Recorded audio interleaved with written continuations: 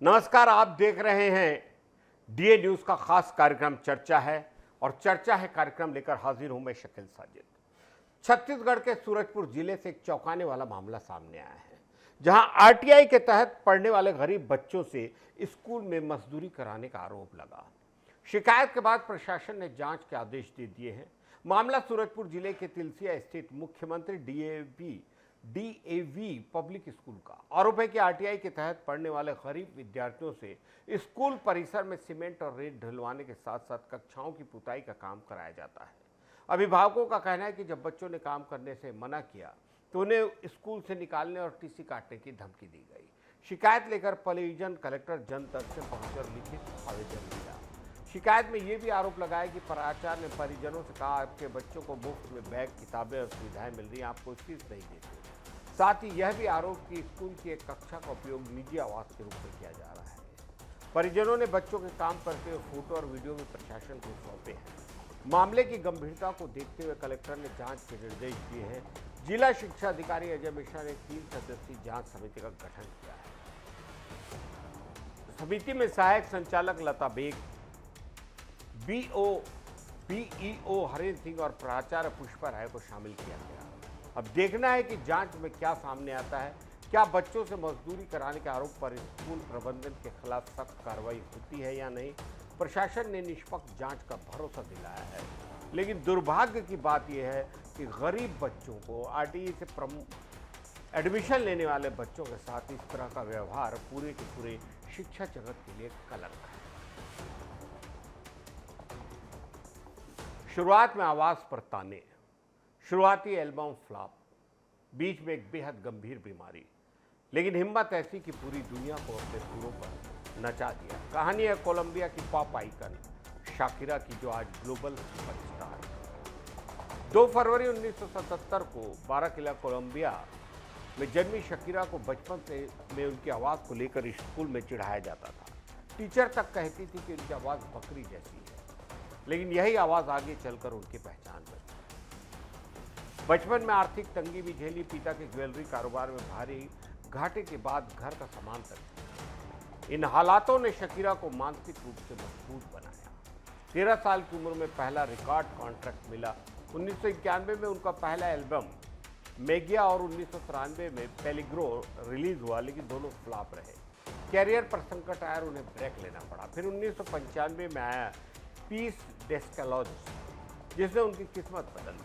2001 में रिलीज हुआ English album laundry service दुनिया भर में सुपरहिट रहा और शकीरा ग्लोबल स्टार बन गई। 2010 में फुटबॉल वर्ल्ड कप के लिए गाया उनका गीत वाका वाका दिस टाइम फॉर अफ्रीका दुनिया भर में गूंजा। इस गाने ने उन्हें शोहरत की नई ऊंचाइयों पर पहुंचा दिया। संघर्ष यहीं खत्म नहीं हुआ। 2017 में वर्ल्ड टूर से पहले उनकी वोकल कार्ड में हेमरेज हो गया। उन्हें लगा कि अब शायद कभी गा नहीं पाऊंगी। महीनों के इलाज और आराम के बाद उन्होंने बिना सर्जरी वापसी की। आज शकीरा 3 ग्रैमी और 12 लैटिन ग्रैमी अवार्ड जीत चुकी है। वे संयुक्त राष्ट्र की गुडविल एम्बेसडर भी रह चुकी हैं और शिक्षा के लिए फाउंडेशन चलाती हैं। तानों से लेकर तालियों तक का सफर शकीरा की पूरी कहानी बताता है कि नाकामयाबियां अंत नहीं, बल्कि कामयाबी की नई शुरुआत होती है। ईरान और इजराइल के बीच जारी भीषण युद्ध का असर अब छत्तीसगढ़ तक पहुंच गया है। दुबई और अबू धाबी में फंसे प्रदेश के कई लोगों को यहां उनके परिवारों की फिक्र बढ़ गई है। ईरान और इजराइल के बीच छिड़े संघर्ष के तीसरे दिन खाड़ी देशों में भी सुरक्षा कड़ी कर दी गई है। अचानक एयर स्पेस बंद होने से कई फ्लाइट्स रद्द कर दी गई, जिससे दुबई और अबू धाबी में छत्तीसगढ़ के लोग फंस गए हैं। रायपुर के निवासी भार्गव ने फोन पर बताया कि नेटवर्क स्लो कर दिया गया और कई घंटों का शटडाउन है। लोगों को अनावश्यक बाहर निकलने से मना किया गया है। बाजार सीमित वक्त के लिए खुल रहे हैं और जरूरी सामान ही खरीदने की इजाज़त है। भिलाई के जितेंद्र, बिलासपुर के संजय सिंह और अंबिकापुर के दयानंद भी अबू धाबी में फंसे हुए हैं। कंपनी के काम से 6 महीने पहले यहाँ पहुंचे थे। हालात बिगड़ते देख घर लौटने की तैयारी में थे, लेकिन फ्लाइट्स बंद होने से सब के सब वहीं अटक गए हैं और उनके रिश्तेदारों की फिक्र बढ़ गई है। दिन भर में कई बार फोन पर हालचाल दिया जा रहा है। टीवी चैनलों पर दिखाई जा रही खबरों से परिवार और भी ज़्यादा घबराया हुआ है। बताया जा रहा है कि एयरपोर्ट के आसपास धमाकों की आवाज़ें भी सुनी गई है। भीड़ भाड़ वाले इलाकों में जाने पर मनाही है और लोगों को घरों में ही रहने के ऑर्डर्स दिए गए हैं। छत्तीसगढ़ के रायपुर, भिलाई, बिलासपुर और अंबिकापुर के कई नौजवान नौकरी, व्यापार या घूमने के उद्देश्य से खाड़ी देशों में गए हैं। अचानक बिगड़े हालातों ने उनके सामने बड़ी परेशानी खड़ी कर दी है। अब सभी की नज़रें हालात सामान्य होने और फ्लाइट सेवाएं बहाल होने पर टिकी हैं, ताकि फंसे हुए सभी लोग हिफाजत से अपने अपने घर लौट आए।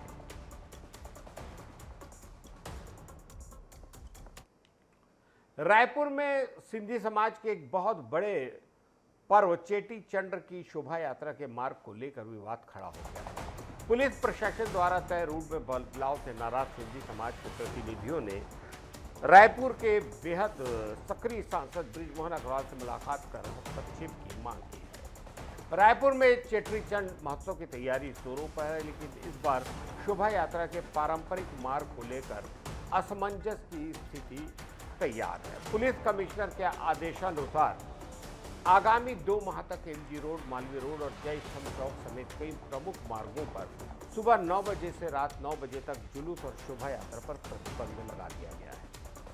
इसी आदेश के विरोध में छत्तीसगढ़ सिंधी पंचायत और सिंधी काउंसिल ऑफ इंडिया के पदाधिकारियों ने सांसद बृजमोहन अग्रवाल से मुलाकात कर ज्ञापन सौंपा। समाज के सभी प्रतिनिधियों का कहना है कि चेटी चंड की शोभा यात्रा हर वर्ष रात 9 बजे के बाद ही एमजी रोड से शारदा चौक, जैन स्तंभ चौक और वाल्मीकि रोड की ओर बढ़ती है, जिससे प्रतिबंध का उल्लंघन नहीं होता।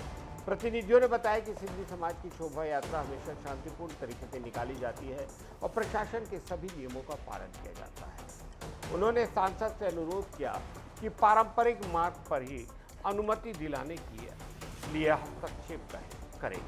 सांसद बृजमोहन अग्रवाल ने समाज की बातों को गंभीरता से सुना और आश्वस्त किया कि वे प्रशासन से चर्चा कर समाधान निकालने का प्रयास करेंगे। इस दौरान चेटी चंड महोत्सव समिति के पदाधिकारियों और समाज के कई प्रमुख सदस्य मौजूद रहे। सभी ने एक स्वर में कहा कि परंपरा और आस्था से जुड़ी शोभा यात्रा को पूर्व में निर्धारित मार्ग से निकालने की इजाज़त दी जाए। देखना होगा प्रशासन और जनप्रतिनिधियों की पहल के बाद क्या समाधान निकलता और क्या इस साल चेटी चंड की शोभा यात्रा पारंपरिक मार्ग से परंपरा के समय पर निकल पाएगी। अब देखना यह है कि कमिश्नर ऑफ पुलिस और उनकी टीम के जो ये प्रयास है वो सफल हो पाते हैं क्या, या बेहद सक्रिय सांसद बृजमोहन अग्रवाल की पहल कुछ रंग लाती है। बहरहाल आगे आने वाले नतीजे अच्छे होंगे। रायपुर के टिकरापारा इलाके में ठगी का सनसनीखेज मामला सामने आया है। अंग्रेजों के जमाने के सिक्के और हाथी को पहनाए जाने वाले सोने के हार का झांसा देकर मां बेटे ने एक हेल्थ केयर कर्मचारी से 2.5 लाख रुपए ठगे।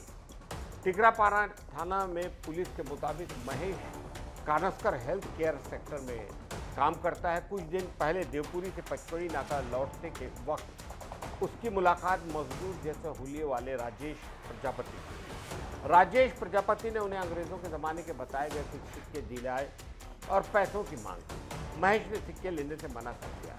इसके बाद राजेश ने बहन की शादी का हवाला देते हुए जमीन खोदाई में मिला एक भारी सोने का हार सस्ते में देने का प्रस्ताव रखा। अगले दिन राजेश अपनी मां के साथ क्लर्क माल के पास मिला। दोनों ने एक बड़ा और भारी हार दिखाया जो राजाओं के ज़माने में हाथियों को पहनाए जाने जैसा मालूम हो रहा था।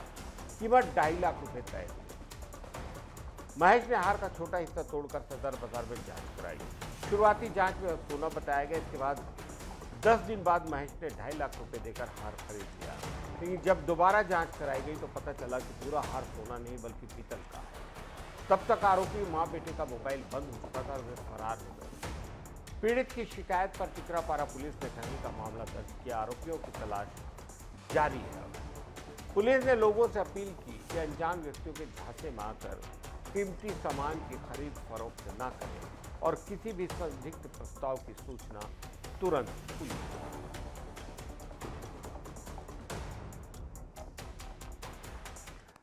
आज होलिका दहन है और आप सभी से अनुरोध है कि होलिका दहन और होली का ये त्यौहार बेहद शांति और आपसी सद्भाव से मिला है। आप सभी को, देशवासियों को, प्रदेशवासियों को डीए न्यूज़ प्लस की ओर से होलिका दहन और होली की ढेर सारी शुभकामनाएं। एमडी अरुण भद्रा और सीईओ शकील साजिद के साथ आप सभी को होली की बहुत सारी बधाइयाँ। नमस्कार।